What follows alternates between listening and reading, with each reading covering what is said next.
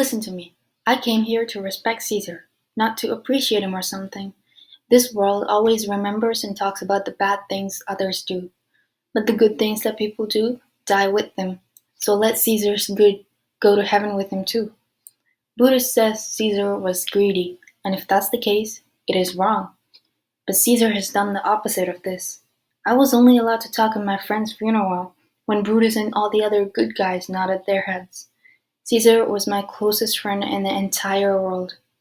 But Brutus says that Caesar was ambitious and greedy, and Brutus continues to believe that he is a good guy.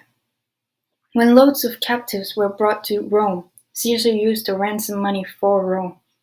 Would an ambitious person do that? When the poor cried, Caesar cried even more and felt for them. Ambition should be stronger and less kind, but Brutus still says that Caesar was ambitious. And Brutus is a good guy. Y'all saw how Caesar rejected the crown 3 times. Is that what ambitious people do? But of course, Brutus said that Caesar was ambitious, and I guess that he is a good guy. I don't want to disagree with Brutus, but I'm going to talk about what I know. You guys all loved him at one point, and for a reason. What reason stops you from mourning for him? What horrible judgment. You guys are all animals, and people have lost their reason. Please listen to me. I will love Caesar forever, and I'll mourn for him until I die. Yesterday, Caesar's words were important to this world, but today he is lying here unwanted. If I wanted to mess with your hearts and brains to bring anger and fights, I'd be saying that what Brutus and Cassius, who, as y'all know, are always right, did us wrong. I'd rather say that the dead people are wrong, or that me and you are wrong. Then such decent guys. But here's a paper with Caesar's signature on it. I found it lying around in his closet. This is actually his will. If people hear this, which I don't want to read it in front of you, they'd go to Caesar, get some of his blood, and cry about his hair, which they would include in their wills, making it a valuable gift. Wait up, guys. I'm not supposed to read it. I think it would be better if you didn't know how much Caesar loved you because you're humans, not wood or rocks. This would make you go insane. It's good that you have no idea that you were his heirs because if you did, I don't know what would happen. Y'all want me to read the will? Circle around this guy's body. Let me show you who made the will. Y'all want me to come? Am I allowed to? Guys, back off. Don't step on me. If you are sad, you're going to get depressed now.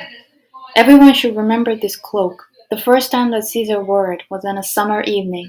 Caesar was in his tent, and it was the day that he beat the Nervii warriors. This is the place where Cassius' dagger stabbed. Look at what jealous Casca did. This is where the good Brutus stabbed him. As Brutus pulled his horrible sword from Caesar's body, his blood followed. And it was as if it was rushing out of a door to find out whether or not Brutus was the one knocking. But you guys all know that Caesar really liked Brutus. Oh my god, he really loved Brutus. The hurt that Brutus caused were the most painful. When the good Caesar saw Brutus stab him, he noticed his fear, which seemed to be stronger than anything. This is what killed Caesar. And with his cloak covering his face, even at the bottom of Pompey's statue, which was covered in blood, Caesar fell down. And it was one crazy fall. When Caesar fell down, we all followed him, while betrayal was all around us. Now you all cry, and I think that you feel some pity, and those are the good tears. But if you guys are crying at his cloak, wait till you see his actual body. Look here, this is the wounded and dead Caesar, who those traitors have created. Hold up, guys. My friends, don't get me into this. Let's show respect to the guys that helped us come this far. What did they even have against us to make such a fuss? They're smart and all, and won't question you about it. It's not like I came here to take your friends, and I'm definitely not the type to talk, unlike Brutus. I'm just a simple guy who loves his friends, and the true ones who know. I'm not smart or sneaky, and I don't even have the power to do so. I'm honest, and I'll just state facts. I can show you Caesar's wounds and his poor mouth, and that will do the talking. If I were Brutus and Brutus was me, then Antony would change your minds and even make the rocks in Rome rise up and fight.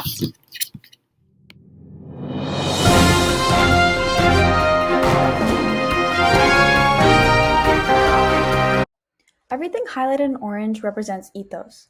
So Antony tells his audience about all the things that he doesn't have, and he continues to tell them about how he's a plain, blunt man.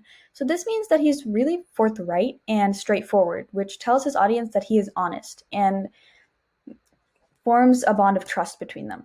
This would make the audience think that the only purpose of Antony's speech is out of love and not for any desire of power. So in the blue is a call for action. So in this call for action, Antony is indirectly asking his audience for a rebellion. He's asking them to rebel against the traitors, which is Brutus and the conspirators. And he says it in this certain way indirectly so that he wouldn't be blamed for it. From the call of action, we can conclude that the purpose of this speech was to get the people to kind of rebel and revenge on Brutus and the conspirators and understand that what they did was actually wrong. And Antony's main goal was to persuade his audience into remembering why they loved Caesar and why they should continue to love him. Is in the coffin there with Caesar.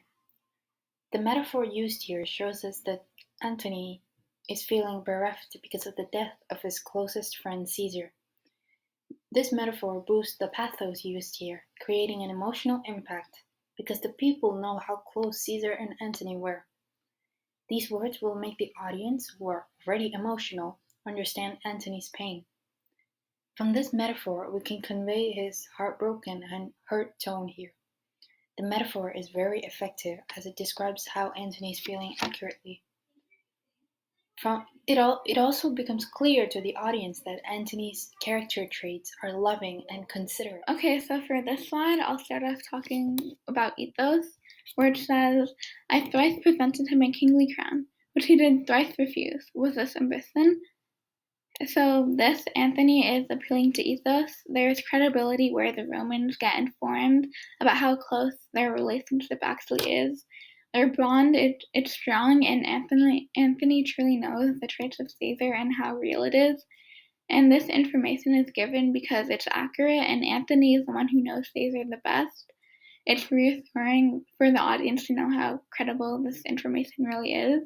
And also the lines, yet Brutus says he was ambitious, and Brutus is an honorable man. And again over here where it says, yet Brutus says he was ambitious, and sir, he is an honorable man. That's epistrophe because Antony is repeating the reason for killing Caesar. It makes the audience question Brutus's reason and if it was even true. He's being sarcastic, and it makes the audience wonder if he was honorable. And Antony, he uses Brutus's words against him. And this epistrophe, it supports how Caesar wasn't ambitious, and Brutus isn't really what everyone thinks he is. It's also repetition, and it shows how Antony was being sarcastic and how he's strategic with his words. It also shows his anger at Brutus and also the others. Everything highlighted in blue represents an anecdote. So Antony uses anecdotes about Caesar and things he's done in the past to boost his appeal to pathos. He references memories, and with these memories, he's trying to make the audience wish that Caesar was still alive. Because they wish that Caesar was still alive, they begin to hate the conspirators as well as Brutus.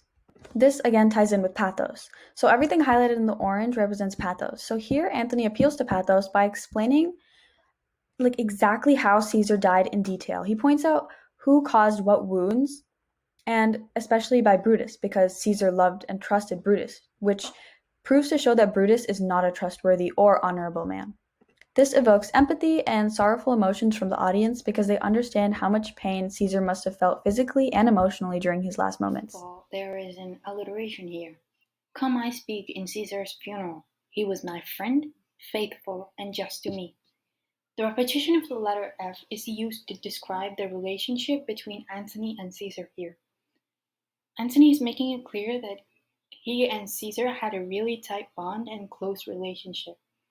This is because his audience should understand where he's coming from.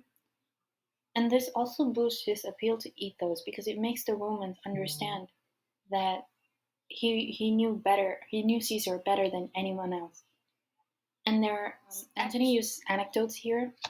He hath brought many captives home to Rome, whose ransoms did the general coffers fill. When that